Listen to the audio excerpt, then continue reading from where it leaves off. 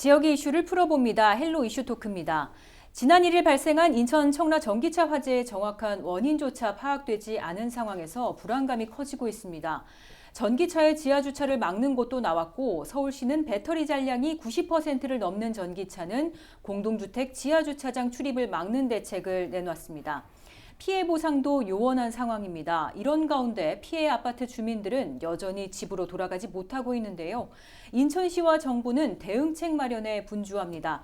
자세한 내용 인천 청라동을 지역구로 둔 정종혁 인천시 의원과 이승욱 한겨레 기자 자리했습니다. 안녕하세요. 네, 안녕하세요. 네, 인천 청라 아파트 지하 주차장 화재 이야기를 좀 나눠볼 텐데요. 그 피해 아파트 주민들이 이 더운 날씨에도 아직 집으로 좀 돌아가지 못하고 있다고 하는데 좀 어떤 상황인가요? 네, 현재 16시 기준으로는 네. 아직 534명이 아직 집에 못 들어가고 계시는데요.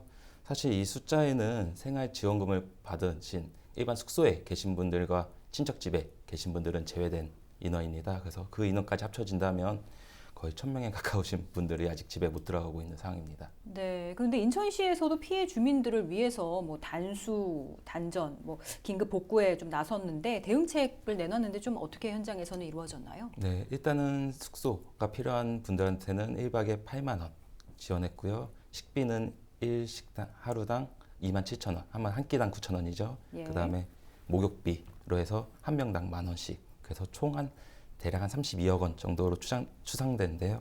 네, 32억 원 정도로 결정되고 지원하기로 결정됐습니다. 네, 충전 중인 것도 아니고 또 외부에서 충격이 있었던 것도 아닌데 이 멀쩡히 주차돼 있던 차량에서 화재가 발생을 했습니다.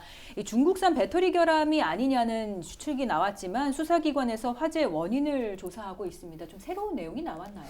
아직 경찰 수사는 초기 단계입니다. 두 차례 이제 합동 감식을 통해서 배터리를 화재 차량에서 분리한 네. 상태고, 그리고 이제 해당 배터리는 국과수에서 이제 정밀 감식 중에 있습니다. 하지만 이 결과가 나오려면 한 8개월 정도가 걸린다라는 게 이제 경찰의 네네네. 이야기거든요. 결국 이 결과가 나오기 전까지 정확한 화재 원인을 파악하기는 쉽지 않을 것 같습니다. 그렇기 때문에 지금 어떤 전문가들도 이 화재가 왜 발생했는지 명확하게 설명하고 네. 있지 못하는 상황입니다. 그 이유는 아무래도 이번 화재가 굉장히 이례적이기 때문인데, 일반적으로 전기차 화재는 주행 중에 발생하거나 아니면은 충전 중에 과충전에 의해서 이제 발생을 했습니다. 하지만 이번 화재가 난 차량의 경우에는 마지막 주행을 한 뒤 이틀 동안 지하 주차장에서 주차 중이었거든요. 예. 이렇게 주차 중인 상태에서 불이 나는 것은 굉장히 이례적이라는 게 전문가들의 공통된 의견입니다. 따라서 일반적인 추측들만 이제 계속 나오고 있는 상태인데요. 네. 아무래도 배터리 내에서 음극과 양극을 나누는 분리막이 손상이 되면서 양극이 만나서 열이 발생하고 또 불이 났을 수 있다라는 네. 추론이 가능합니다. 애초에 배터리 제조 과정에서 결함이 있을 수 있다라는 추정도 가능하고요. 현재 이 배터리를 만든 곳은 말씀 주신 것처럼 중국의 이제 파라시스 배터리로 밝혀졌습니다. 네. 하지만 이 회사가 지난 2021년에도 중국에서 화재 위험으로 대규모 시정 조치를 받은 바 있습니다. 예. 이 회사는 회사에서 배터리를 납품받은 베이징 차는 네. 당시 이제 시정 조치를 하면서 고온 환경에서 급속 충전을 할 경우 화재 발생의 가능성이 높아지는 것으로 확인됐다라고 밝힌 바도 있습니다. 지난해에는 미국에서 같은 회사의 배터리를 장착한 벤츠 전기차에서 화재가 발생했는데, 해당 사고도 이번 청라에서의 화재처럼 충전이 이루어지지 않고 그냥 주차 중인 상태에서 발생을 했습니다. 이렇기 때문에 제조사 차원의 이제 결함이 있을 수 있다라는 가능성도 나오고 있고요. 이 밖에 이제 고온이나 아니면 차량 사용 중에 이제 하부에 설치된 배터리에 충격이 가해져서 배터리 자체가 손상이 됐을 수 있는 가능성, 이런 것들도 제시가 되고 있습니다. 네, 전기차 화재 원인도 찾아야겠지만 또 하나는 이제 화재가 발생했을 때 이제 대응이었습니다. 그 이번 화재에서 피해가 커진 게 지하 이제 스프링클러가 작동하지 않았기 때문이라는 지적이 있는데, 이 전기차 화재의 경우 열폭주 현상 때문에 또 이게 뭐 일반적인 진화 방식으로는 좀 불이 꺼지지 않는다는 이런 지적들도 있는데, 스프링클러가 제대로 좀 작동을 했다면 이번 화재의 피해를 조금 줄일 수 있었을까요? 예, 말씀 주신 것처럼 이번 화재에서는 화재 차량이 있는 곳 인근의 스프링클러만 작동을 하지 않았습니다. 네. 그 이유는 아파트 관계자가 스프링클러 설비를 이미 조작했기 때문인데요. 소방당국은 스프링클러가 작동하지 않은 정황을 포착하고 해당 스프링클러의 화재 수신기 로그 기록을 확인을 했습니다. 그 결과 화재 당일 오전 6시 13분께 수신기로 1차 화재 신호가 접수가 됐고요. 그 이후 직후 관계자에 의해 그 준비 작동식 밸브 연동 정지 버튼이 눌러진 기록까지 확인을 했습니다. 이 준비 작동식 스프링클러의 경우 열을 감지하면 보통 1차 화재 신호가 접수되고 추가로 이제 2차 화재 신호가 접수가 되거든요. 근데 물이 뿌려지는 그러니까 스프링클러가 분사되는 예. 시점은 2차 화재 신호가 접수된 직후입니다. 하지만 이제 준비 작동식 밸브 연동 정지 버튼을 누른 경우에는 이 화재 신호가 2차 신호까지 오더라도 스프링클러는 작동되지가 않습니다. 네. 이후 오전 6시 18분께 관계자가 이제 준비 작동식 밸브 연동 정지 버튼을 다시 해제를 했고요. 하지만 이보다 2분 앞선 오전 6시 16분께 이미 화재 발생 구역의 중계기에서 선로 고장 신호가 접수가 되면서 스프링클러는 결국 작동하지 않았습니다. 저는 뭐 말씀 주신 것처럼 이제 전기차 전용 화재 설비나 그리고 전기차 화재가 발생했을 때 스프링클러가 소용이 없다라는 이야기들도 많이 나오고 있거든요. 근데 저는 이번 화재뿐만 아니라 또 어떤 화재의 경우에도 이제 스프링클러가 만약에 작동을 했다면 좀 화재의 피해를 막는 데는 충분히 도움을 줄 수 있다라고 생각하고 있고 이건 전문가들도 공통적으로 좀 얘기를 하고 있습니다. 지난달과 지난 5월에 인천 연수구 그리고 전북 군산시 아파트에서 전기차 화재가 발생을 한 적이 있는데 이때 화재는 각각 한 대 그리고 2대의 차량 피해만 있었을 뿐 예. 지금처럼 이제 피해가 확산하진 않았습니다. 그리고 화재 진압까지 걸린 시간도 이번 청라 화재 경우에는 8시간이 넘게 걸렸는데 예. 이들 화재는 3시간 안쪽으로 걸렸거든요. 이 경우에 이들 화재는 다 스프링클러가 정상 작동했다는 공통점을 가지고 있습니다. 네. 전문가들은 이제 스프링클러의 경우 화재 진압 자체를 완전히 달성하지는 못하더라도 화재가 크게 확산하는 것은 충분히 막을 수 있다. 그로 인해 이제 소방차가 와서 이 화재를 진압할 수 있을 때까지 초기 대응에는 충분히 효과가 있다라고 주장을 하고 있습니다. 네, 화재의 대응 정황까지 좀 짚어보고 있는데요. 전기차 보급이 늘어날수록 화재 위험도 증가할 수밖에 없습니다. 이 충분히 안전 대책에 대한 대비가 있어야 할 텐데요. 인천시의회에서도 화재 예방을 위한 관련 조례 지난 3월에 이미 만들어졌지만 제대로 이행이 좀 안 되고 있는 상황인가요? 네네. 일단 조례에는 네. 전기차 등 환경 친화적 자동차에 대해서 5개 또는 외기에 개방된 지상 주차장에 전용 주차 구역 및 아니면 충전 시설의 설치, 충전 중 뭐 배터리 정보 수집과 예. 충전 제어 및 화재 대응 방지 기능이 있는 충전 시설을 설치하도록 시장이 관계인에게 권고할 수 있습니다. 예. 필요할 때는 또 예산을 지원할 수 있게 했는데요. 이 조례가 사실상 상위법이 없어서 지상 주차장의 설치 등 규정은 단순히 권고 수준이고요.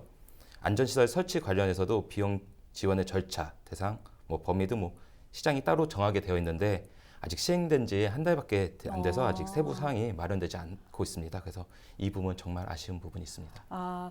그리고 또 소와 덮개도 지급을 한다고 했는데 이게 사실상 화재가 발생하는 이 긴급한 상황에서 적절하게 이게 좀 사용할 수 있나 이런 우려도 좀 돼요. 어떻게 보세요? 사실 질식 소와 덮개는 네. 불연성 재질로서 네. 불이 난 차량 전체를 한 번에 덮어서 공기 유입을 차단하고 예. 유독가스와 화재 확산을 막는 역할을 한다고 했는데요. 리튬 배터리 화재 시 고온 유지가 함께 네. 발생하는데 과연 개인이 초기에 대응하기 위해서 접근할 수 있을지 그렇죠. 여부는 네. 사실상 힘들 수 있다고 좀 생각되고요. 만약에 이런 소와 덮개 보급과 함께 소방본부에서 주민을 대상으로 네. 사용 방법 및 전문 교육과 안내가 네. 가능하다면 또 연수 훈련도 가능하다면 초반에 소방관이 화재 진압에 효과적일 수는 있다고 생각하고 있습니다. 네, 근데 이제 전기차에 대한 불안감이 커지면서 아파트 자체적으로 지하에 전기차 진입을 주차를 금지하는 아파트까지 좀 나오고 있고요. 서울시 같은 경우는 배터리 잔량이 90%를 넘어서면 이 지하 출입을 막기로 했는데 예방책이 될 수 있을 거라고 보십니까? 또 지금 당장에 여러 가지 대안이 나오고 있는데요. 네. 과연 이 90%를 넘는 이상을 방지한다고 과연 예방이 될까는 의문점이 있습니다. 네. 단순히 91%면 출입을 금지할 것이냐, 예. 89%면 들어가게 해줄 것이냐, 아니면 말 그대로 외부에서는 80%, 90% 이하였지만 네. 들어가고 나서 충전했을 때 만약 90% 이상이 된다면 차를 강제로 뺄 수 있는 그렇죠. 권한이 있을까 네. 이런 의구심이 있고요. 그리고 이 관리를 할 때 과연 관리사무소 직원들이 계속 순환을 하면서 돌아다니면서 확인할 수 있을지 여부에 대해서는 아직도 의구심이 많습니다. 사실 이보다는 좀 더 또 다른 대안책을 찾아야 되지 않을까 싶습니다. 네, 이렇게 진입을 금지하는 내용들 좀 전문가들은 좀 어떻게 바라보고 있습니까? 근데 전기차 화재 예방을 위해서 충전율 제한하는 게 어느 정도 효과는 있다라고 보는 전문가들도 실제는 예. 있습니다. 왜냐하면 과충전 상태에서는 아무래도 그렇지 않은 상태보다 전기차 화재 발생 가능성이 높기 때문이고요. 네, 네. 배터리 과열을 방지할 수도 있기 때문에 아무래도 이런 것들이 효과는 있을 수 있다라는 주장들이 있습니다. 하지만 말씀 주신 것처럼 충전율을 제한하더라도 배터리 노후, 결함 등으로 화재가 발생할 수도 있어서 네. 이 충전율 제한이 모든 화재를 막을 수 있는 근본적인 해결책은 아니다라는 말도 같이 하고 있습니다. 아무래도 공동주택에서 이 같은 정책이 지켜지려면은 이번에 서울시 같은 경우에도 이제 두 가지 방법이 제시가 된 것으로 알고 있어요. 네, 네. 전기차 제조사가 출고 때부터 충전 일부 구간을 사용하지 않고 남겨두는 방식이 있을 수 있고, 두 번째는 이제 전기차 소유주가 목표 충전율을 설정하는 방식이 있는데, 일단 현재 나온 전기차들은 이제 차량 소유주가 이제 예. 목표 충전율을 설정을 해야 되는 것 아닙니까? 네, 네. 근데 이제 목표 충전율은 다시 이제 차주들이 재설정할 수 있는 예, 예, 부분들도 예. 있고요. 그 차주들의 불만이 지금 되게 상당한 상황에서 각 아파트에서 매번 전기차를 세워 확인하지 않는 이상 이 그렇죠. 제도가 예. 어떻게 자리 잡을 수 있을지 좀 그런 부분들은 의문이 있기도 합니다. 네, 그렇다면 좀 근본적인 안전 대책은 어떻게 좀 세우는 게 좋을까요? 아무래도 제조사 쪽에서 뭐 경제성에만 초점을 맞추지 않고 배터리 자체의 안정성을 충분히 고려하는 그런 방식이 이제 강제돼야 된다, 제도적으로 강제돼야 된다는 이야기가 나오고 있습니다.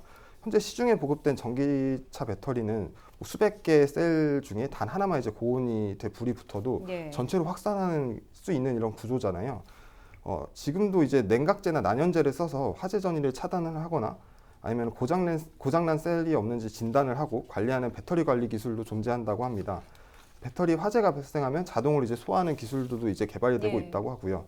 결국 이런 것들을 제도적으로 강제를 하게 되면 제조사들이 이제 적극적으로 이런 부분들을 채택을 하고 아무래도 경제성보다는 안전성에 초점을 맞춘 배터리 제조들이 이루어질 수 있기 때문에 그런 것들이 일단 제도적으로 가장 시급해 보인다라는 주장들이 있습니다. 네, 지금 안전 대책에 대한 내용들을 짚어보고 있는데 이번 화재로 이제 화재도 화재지만 그 강한 열에 의해서 아파트의 이제 구조물의 철근 손상 우려까지 나왔습니다. 여기에 대한 대비도 좀 있나요? 네. 네. 일단 이번 화재로 인해서 네. 1500도씨까지 열이 올라갔다고 그렇죠. 해요. 예. 그로 인해서 혹시나 구조가 좀 파괴되지 않을까, 네네. 아니면 철근에 좀 문제가 있지 않을까라는 많은 우려심이 있었는데요.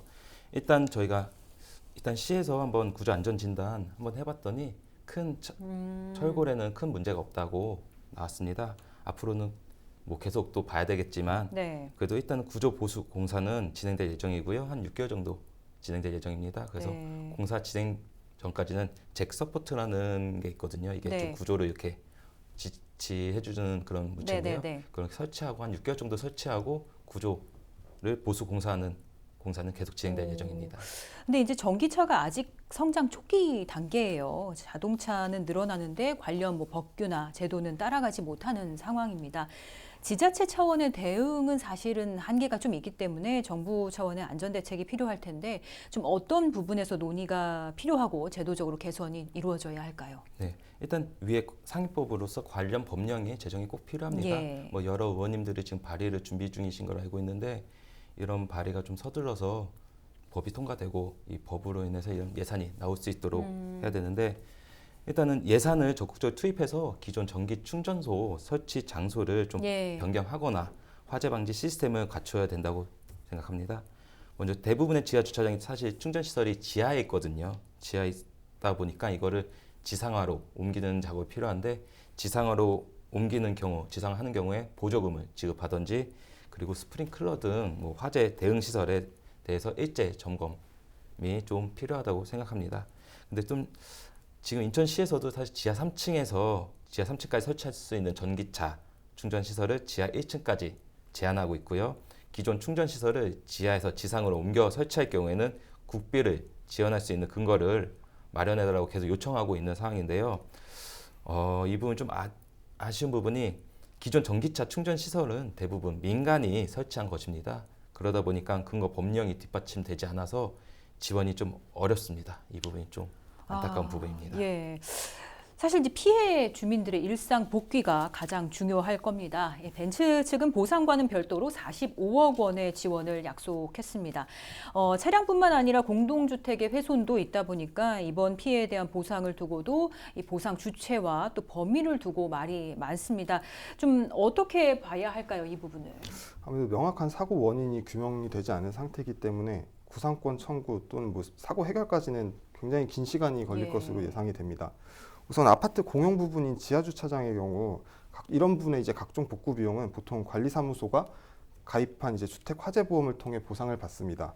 하지만 차량의 경우에는 또 이제 화재 보험 대상에서 제외가 되거든요. 그래서 이때 이 피해 차주들은 각자 이제 가입한 보험사를 통해서 피해 보상 절차를 밟을 예정이고요. 보험사들은 이제 차주들에게 보험금을 지급한 뒤에 뭐 국가수의 감식 결과 그리고 수사 결과에 따라서 책임 소재가 결정되면 그 책임이 있는 사람이나 아니면 기관에게 구상권을 청구하는 절차를 밟을 것으로 보입니다.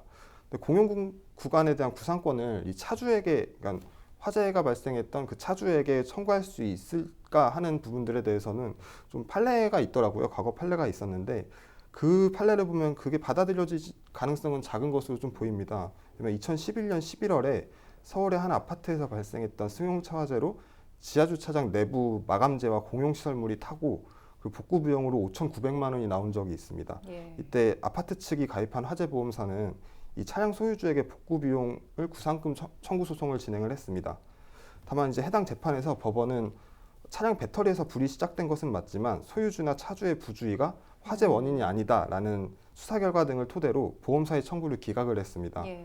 이번 화재도 가만히 주차된 상태에서 이틀 동안 주차된 상태에서 화재가 갑자기 발생을 했기 때문에 이 차주에게 과실을 묻을 수 있을지 이런 것도 좀 어려워 보이기도 하고요. 예. 이 외에도 이제 스프링클러가 작동하지 않게 했던 그 아파트 그렇죠. 관계자 예. 이 부분에 이제 과실도 엮여 있는 부분들도 있습니다. 그래서 이 보상 비용을 누가 얼마나 될 것인지 이런 것들은 경찰 수사 결과가 끝까지 나와야지 이제 좀 어느 정도 정리가 될 것으로 보입니다. 네, 이 보상 주체와 범위 어떻게 보세요, 좀? 네, 네. 사실 많은 분들이 관심 있어 하는 예, 것 같습니다. 그렇죠. 근데 예. 스프링클러가 작동하지 않았다라는 이제 기사가 나오고 난 다음부터는 네. 이제 더 많은 보상 주체에 대해서 고민이 많은데요. 아직 정상적인 결과가 나오지 않기 때문에 조사 결과가 나오지 않기 때문에 아직까지는 저희가 예상하는 것뿐이고요. 사실 일단은 기본적으로 보상은 보험사에서 일단 다 예. 보상을 합니다.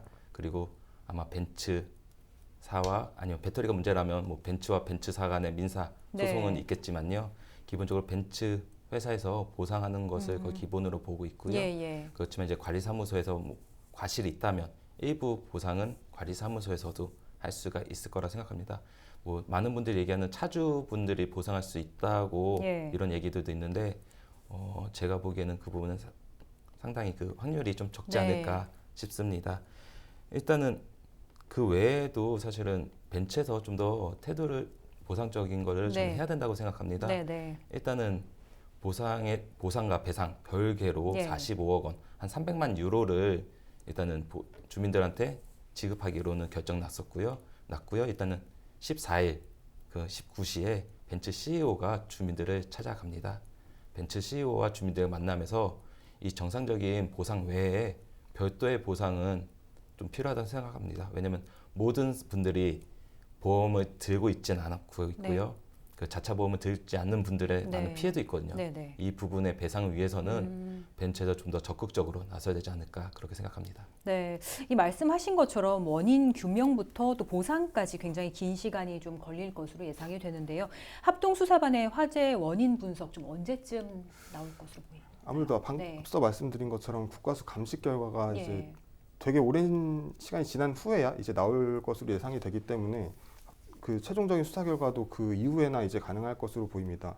아무래도 경찰은 그 전에 이제 화재가 났던 차주를 소환해서 참고인으로 이제 불러서 이 차량이 얼마나 이제 주행 거리가 어떻게 되는지 그리고 언제 구매를 한 것인지 이런 것들을 좀 따져 물을 것 같습니다.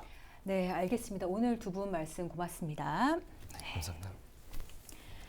지금까지 인천 청라 아파트 전기차 화재에 대한 현장 상황부터 후속 대책까지 짚어봤습니다. 헬로 이슈토크 오늘 순서는 여기까지입니다. 시청해주신 여러분 고맙습니다.